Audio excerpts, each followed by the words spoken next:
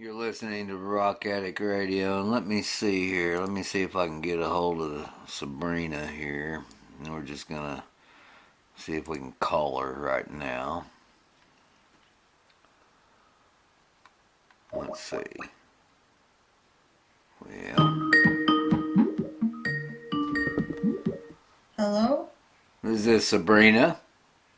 Yes. Hey, this is Norm. Hi, how are you? Good, how are you? We are live on air.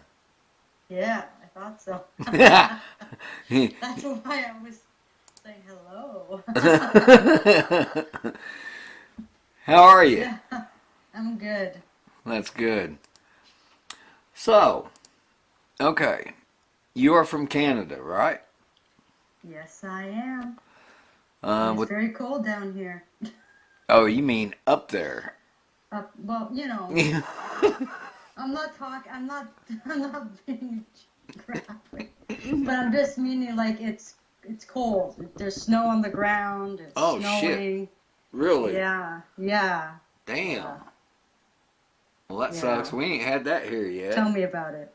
Yeah, I don't like snow at all. Really? No, I don't. But at least for Christmas, you need snow at least for Christmas. Before and after Christmas, it can go. But for Christmas, I have snow on the ground. Not me. I prefer 100 degrees myself. Wow. Well, then you don't want to move down here because it's never that way. Yeah. No. So how long you been doing the music thing? You know, when did you start playing? The music thing. Yeah. Well, start playing. I started performing. Well, let's just say my first performance, I won my first competition at 14.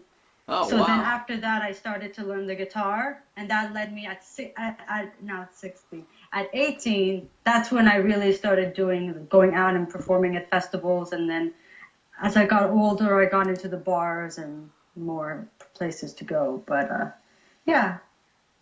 Wow. I enjoy being on stage. Yeah. Cool. 14.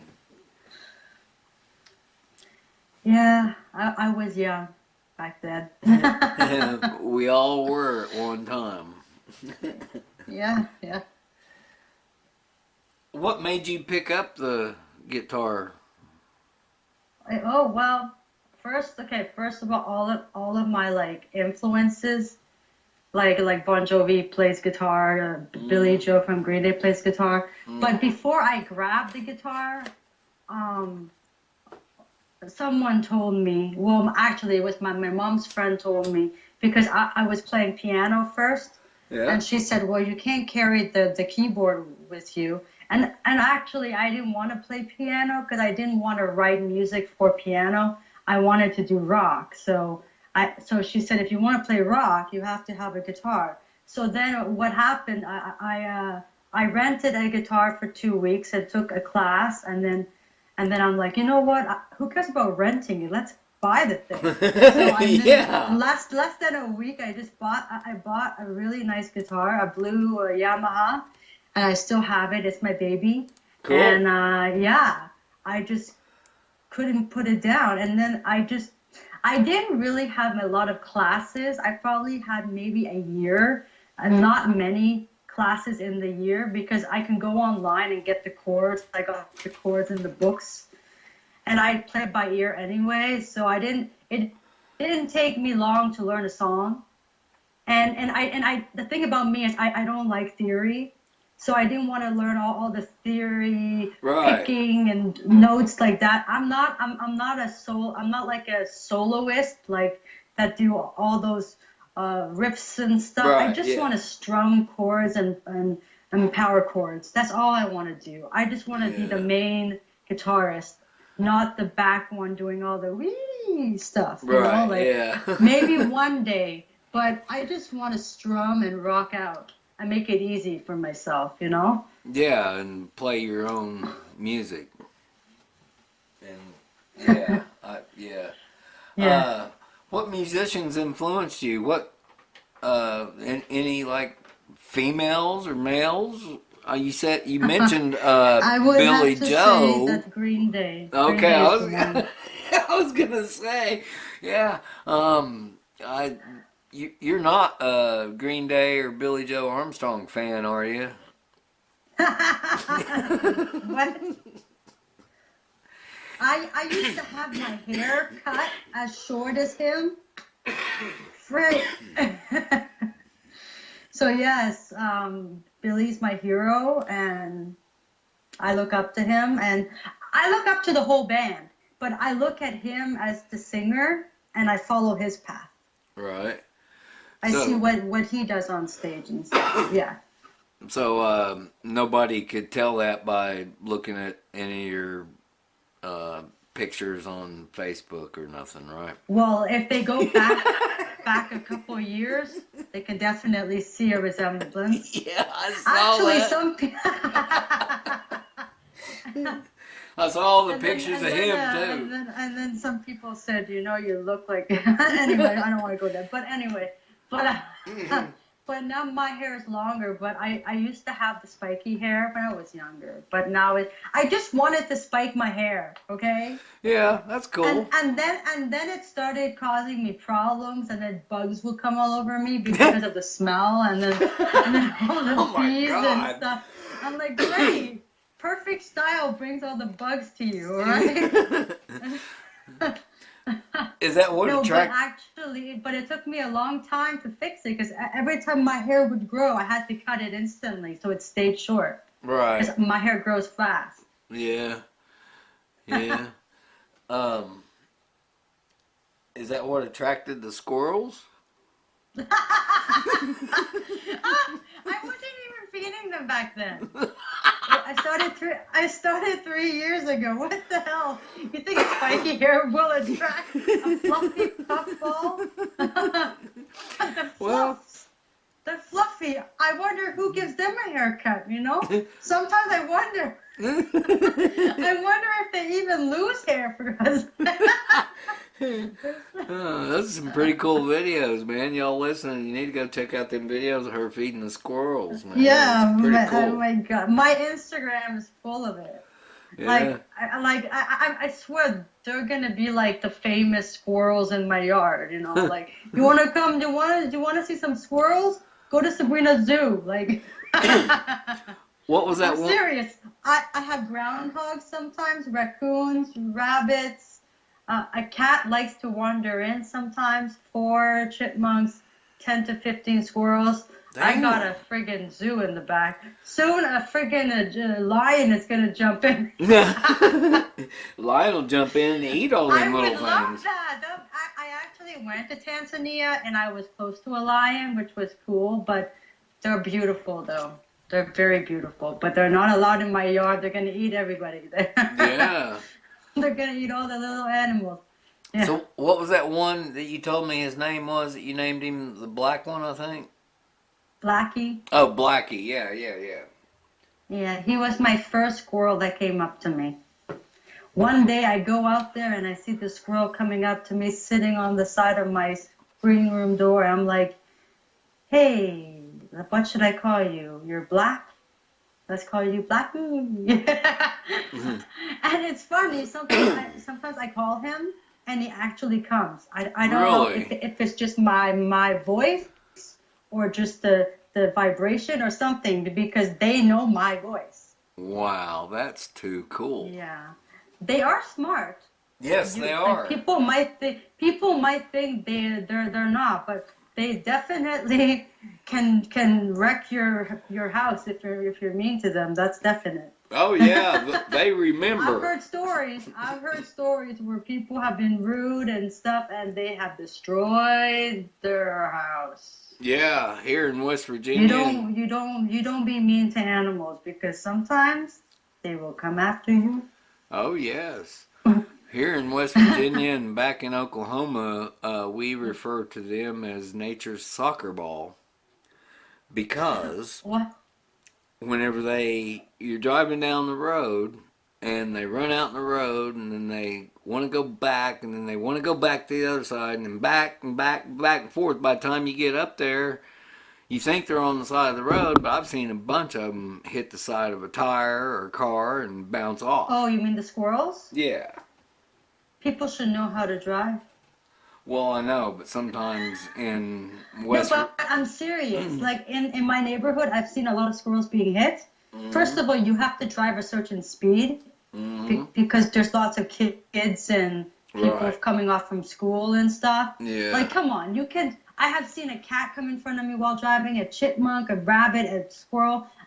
I don't care if there's a car behind me. I just tap on the brake a little bit just to warn them, like something's in front of me, to save them. Because on a normal street, you can't do that, because if I get into an accident, I'll get charged for it. Right. But I try as much as I can not to hit any animal or anybody or even a car. So yeah. I don't want to hit anything. Yeah. But, I try not to hit animals too. What did your... But every time I see a squirrel... What? No, go ahead. I was just going to say something. I was just going to say that every time I see a squirrel in front of my house being hit, I'm always scared it's one of mine. But it's not. It's never one of mine for some reason. Well, they know where it's safe. It's, you know. In your backyard. Yeah. No, but because other squirrels come from other parts of the neighborhood down the street. So I'm always thinking it's mine. But thank goodness it's not. But I hope it never happens. But well, what they do is they're up there, they're running around in trees, telling their buddies, say, "Hey, man, let's go to Sabrina's house, man. She protects us. She feeds us." I have a bush in my yard around the back, and every morning I can hear them running inside of it. I don't think they cross the street. I think they stay in my yard because that's where the food. Yeah, exactly. That's what I think because yeah. Anyway. Yeah. Are you a boxer? What? Are you a boxer? Is it because of my frontline video? Well, is that why you're asking me? Yeah, I just thought it was pretty cool. When I went to do my frontline video, the guy's like, "We're gonna go into a boxing ring and you're gonna box." So this guy who's a boxer says, "Just hit it." I'm like, dude, I'm in friggin' heels. I have no idea what boxing is, and you want me to box? All right, bang. Honestly, it wasn't like a professional boxing thing. It was just fun. But no, I can't box for my life. Okay, I was just curious. I thought I can punch somebody in the face, but I can't box. All right. Beware, people. Yeah, but that would hurt. You don't mess with me or my squirrels or my cats or my chipmunks. Yeah. So, at your age of 14, when you're talking about your mom, and piano and stuff, now, yes. What do they think, your parents think about how you're doing with the music and everything? Well, I have a very supportive family, and I'm thankful for that. So even when I was down in like the dumps, like can't do this anymore, I don't know what's going on, they would always say, "You started for a reason, so keep on going, and it's everything's gonna happen." And then I got signed in January of this year, so finally I wanted a record contract. That's what I wanted my whole life, so I got that, and so I got some FM spins. Who did you get the record contract with? Dance Plan Records. Okay. Advanced. It's in Montreal. It's in Montreal, yeah. Okay. Awesome. And you've won some. I've always wanted a team behind me to help me a little bit, Yeah. Yeah. Well, everybody needs, But it's getting tougher and tougher to get it, so I'm just happy that the story behind it is I was discovered on LinkedIn. Yeah, I know, LinkedIn. Really? Wow. Yeah. LinkedIn. And I haven't been on like LinkedIn for over a year, right? So I'm going on this email, and this guy's like, I'm interested to work with you. I'm like, holy shit, I'm glad I went on LinkedIn. And anyway, so then I answered the guy, and then we spoke for a little bit, and then he told me about Dance Plan Records, and then I contacted, well, he referred me to them, contacted Dance Plan Records. As being an artist, I'm waiting and waiting and waiting, hoping I get an email. And then the guy contacts me and says, can you please call me? We talked for 2 months, and then I'm signed. Wow. Well, everything going good with that? It's not like it was back in the 60s or 70s or anything where the guys just rip everybody off, or how's that going? No, nobody's ripping anybody off. It's going great. We're pushing my music to mainstream radio. I've already done my first mainstream radio interview that was based in Massachusetts. Cool. It's on my YouTube. My first video on YouTube, if anybody wants to go hear it. And yeah, they were nice enough to actually let me have my songs on there and to interview me. And like, it's so hard to even get on mainstream, so I was so happy that they gave me that opportunity right there. So yeah. Yeah, the mainstream FM, AM anymore, I really, the only FM station I actually really listen to anymore is National Public Radio.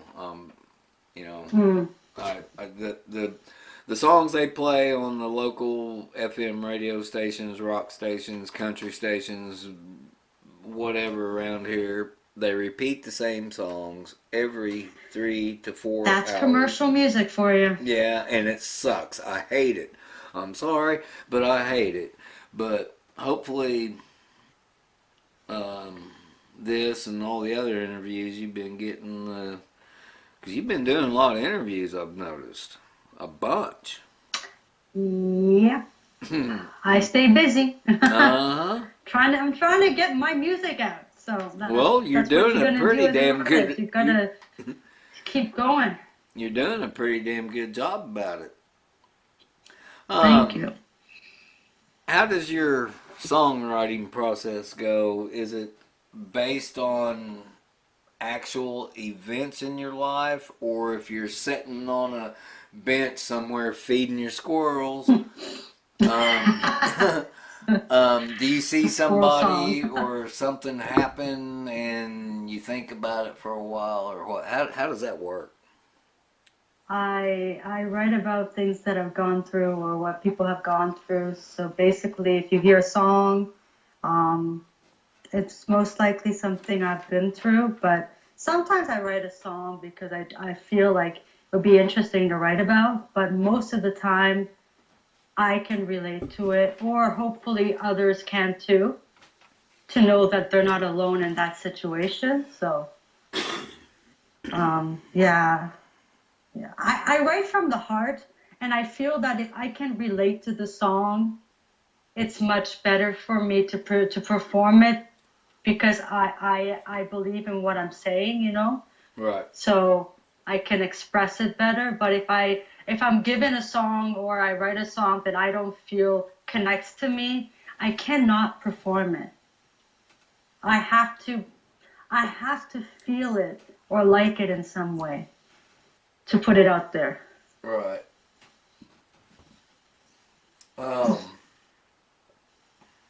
Do you get nervous, butterflies before shows?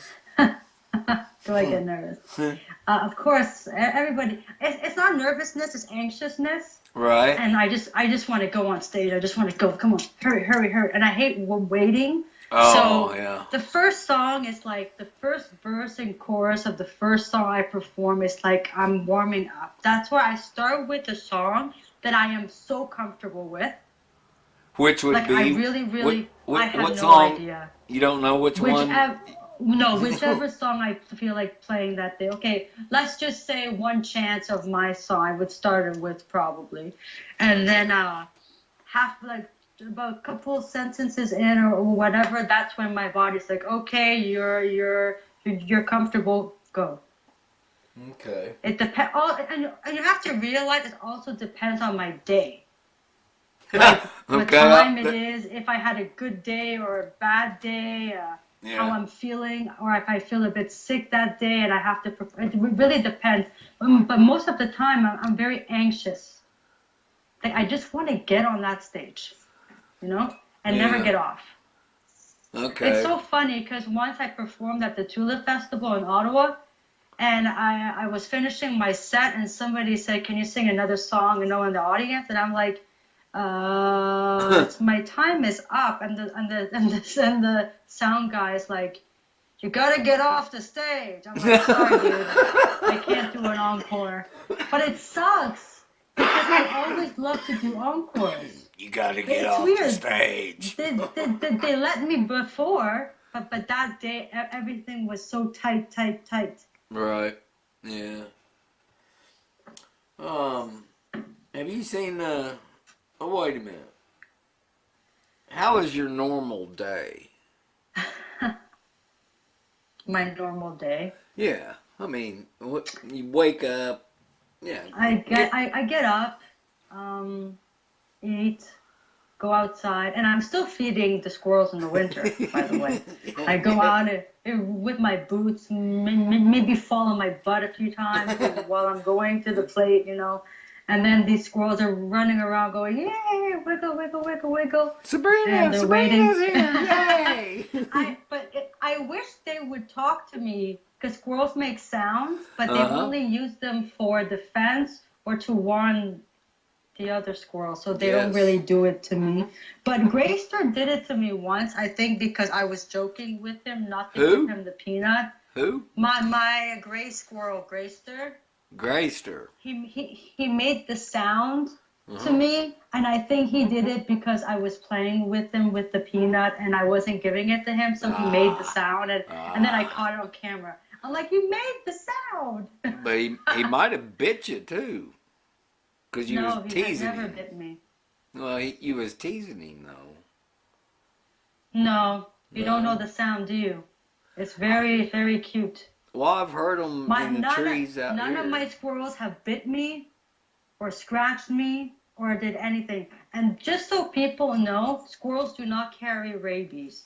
Just so you know. See, I've always heard that too, but I found out later through Google. Where did encyclopedias go? But you have to remember, I'm in Canada, not in the States. So they're saying they don't carry it. Well, I don't think they do. Only if they get. And my neighbor told me they don't. It's actually the raccoons do. Yes. So I have to be careful with the raccoons who come by pregnant for food. Yeah, and the skunks and. Okay, the skunks can go.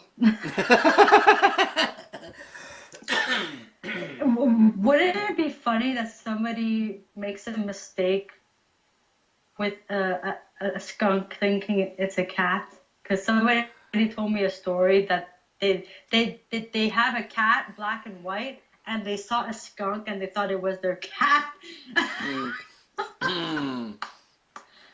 I don't think skunks are that pretty, so I don't know how they how they didn't realize that it wasn't a cat. Huh. Yeah. You ever seen that Spinal Tap movie? It's very, very, very, very familiar. I think so. I think I've seen it. Okay. Yes, because that name sounds very familiar. Yeah, It's an old movie, right? Yeah, back in the late 70s, maybe mid 70s, early 80s. Yes, Spinal Tap, yeah. Yeah, it's about a band, a rock band, and Oh yes, I have the movie. okay. Do you know? I just remembered. Okay. Have you ever had a Spinal Tap moment? I have no idea. Okay. If your fans are seeming just not getting into your music, is there anything you do to try to get them back into it and motivated? I don't know, because I haven't had that problem.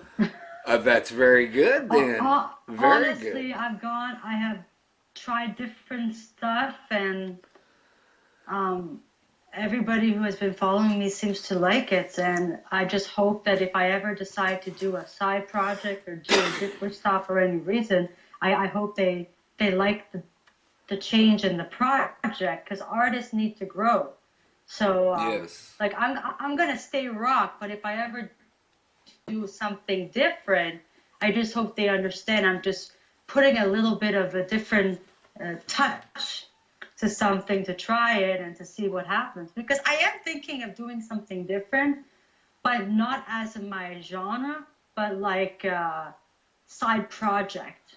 Okay. Hopefully at some point. Yeah. Yeah, because some bands do that. They do an album, and then the artist or somebody in the band decides to do a side project, do something completely different. Yeah. Yeah. Yeah. Have you ever got to open? Who would be someone that you wanted to open up for, and then vice versa? This is two questions in one.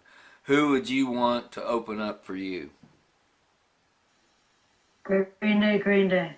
Nah, Bon Jovi, Bon Jovi. That's what I kind of thought. I don't think Billy Idol would ever open up for me, but yeah, he's way too big. Way too big. No, you never know. It might happen. I would love to. Never know. Oh, You know, they're getting kind of old, but I mean... Honestly, the thing about me is because I love them so much, having the chance to open up for them is good enough. They don't have to open up for me. Okay, well, like I just want to open up for the ones who have helped me and like push forward. Like I was saying this to somebody in another interview the other day. If I was in the same category as Green Day, for example, best album or something like that, and then I won, I would take my award and give it to Green Day. Really? I'd be like, yeah, I would be like, this album, thank you for the award, but this award goes to Green Day because me being here is because of them. So right. I would give them the award as well because I look up to them, you know? Yeah. But that's just who I am. I would always say they deserve it too.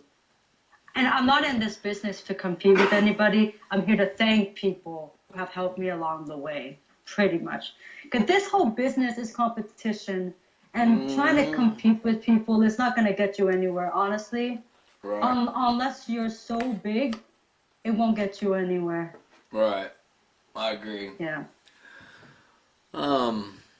Okay, I got 3 songs lined up here of yours. I got Everything, Frontline, and I'm not sure what the third one is. Let me see. Is it Hurt? Is it Hurt? Excuse me, I got 4 lined up here. Oh my God, just 4? Well, let's see if I can see what this is. That says Everything Mastered. Anyway. Everything Mastered means that the song is mastered. Yeah. Just so you know. But I don't know why my producer put it like that, but anyway, yeah. Tell us a little bit about Everything, what that song's about, if you don't mind. Okay, so Everything is it's actually a song that was given to me by my producer Chris Burkett, and his daughter May Burkett wrote it. And Chris one day said, I have a song for you if you want to record it and put it out. And it suited my voice. So I like the song. I like the story behind it. And I kind of went through what the song is about. So I sang it. So the song is a teenage anxiety song, basically about someone who goes through life having a fake smile, pretending everything's okay when everything isn't. Do you know, like in high school, there's so much pressure to fit in and all the popularity and stuff. So it's what you go through as a teenager. And when I was a teenager, I was going through so much drama and being made fun of and being all this and that. So if you're a teenager, you can definitely relate to that one. Yeah. I used to be, whenever I was little, I used to be kind of bullied and stuff like that. I was called the Pillsbury Doughboy, and everybody'd poke me in my belly, and yeah. Aw. Frontline. Tell us a little bit about that. The Frontline. All right. Well, Frontline, I co-wrote it with Heather Meary in Vancouver. We did it over Skype, and I told her. Wait a minute. You did it over Skype? You the songwriting process. Oh, okay. Sorry. The songwriting. Sorry, I wasn't clear. No, that's okay. Even though you can record over Skype nowadays, eh? Yeah, I know. Anyway. Yeah. But it was the songwriting process, and I told her I wanted to do a song that was upbeat and danceable, about going for your dream and not letting anybody come in your way. Basically, I wrote this song because at that time in my life, I was dealing with a lot of problems with friends and not getting, I was going my way and my friends were going the other way. And I'm like, I'm going to do this. And if you don't want to come with me, it doesn't matter. I'm going to go. And if you want to come, come. If you don't, I'm still going. Because in life, going for something you want, you might lose friends, gain friends, or make no friends. Because being in this business, you don't even know who are your friends. Honestly, you don't know. So that's why I wrote the song. And I made it danceable so it doesn't sound so depressing. Because I want the song to motivate people to go for their dreams, right? So. Yeah. And then I punched somebody. I was punching somebody in the video.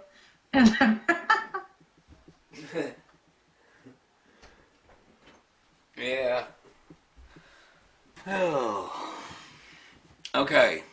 I think the next one that I have lined up, let me look in my folders here real quick because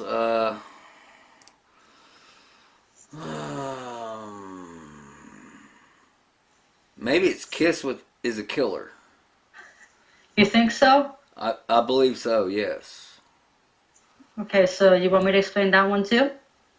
Yeah, if you don't mind. All right, so Kiss is a Killer. I went to Nashville, Tennessee to write that song. I co-wrote it with Bill DeLuigi. He actually came up with the song title. Normally I go into the room and I put the songs that I have, but I went in empty-handed because I wanted to start from scratch. I felt like writing something from scratch. And he just said, Kiss is a Killer. I said, Kiss is a what? Kiss is a killer, like the kiss kills you or something? He's like, no, the kiss is a killer. The kiss is good for you. I'm like, oh, okay. I totally got it wrong. And then he said, I want you to think of the themes. So I said, okay, let's see. Grease, thinking about the popular guys, the bad boys, getting all the girls, wearing the leather pants, the boots, the chains. Because honestly, some girls like bad boys. So, and I can't deny that. So, because I've liked bad boys. I like bad boys, but they have to be nice bad boys, not the criminal kind. How can they be nice bad boys if they're bad boys? No, because bad boys like the popular kind, not the ones that are causing criminal violence. But, okay. Yeah. There has to be, some girls find it attractive if the guy is a little bit bad. Yeah. I don't know. It's hard to explain. Yeah, kind of like that's the song. So and then the guy gives the best kisses to the girl. So. Okay, kind of like a Marlon Brando, Clint Eastwood, kind of type of person, Paul Newman or something. I guess. guess. Hell, I don't know. I'm maybe. not. I'm not a female. At least last time I checked, I wasn't.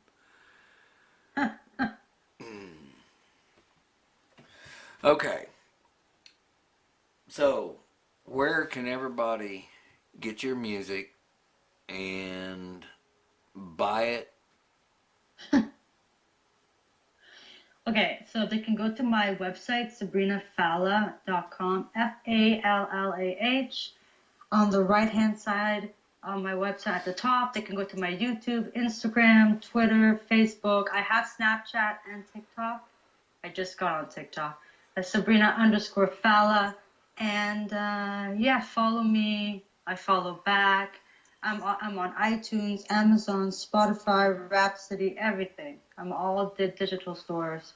Pandora? So, oh yeah, I should be. Okay, cool. Oh yeah, Awesome. Apple Music too. Apple Music? Awesome. I should be on all the networks because I'm signed to a label. I'm being distributed, so I should be even more international now because of it. Yeah. Okay, cool. Just my own personal question here. Mm-hmm. What would you like to see happen with your career in the next 5 years? The next 5 years, I hope to be on a world tour. I hope to have a hit on the radio. I think you will. Have my record. I hope to have my record in stores, like walk into a record store and have it there.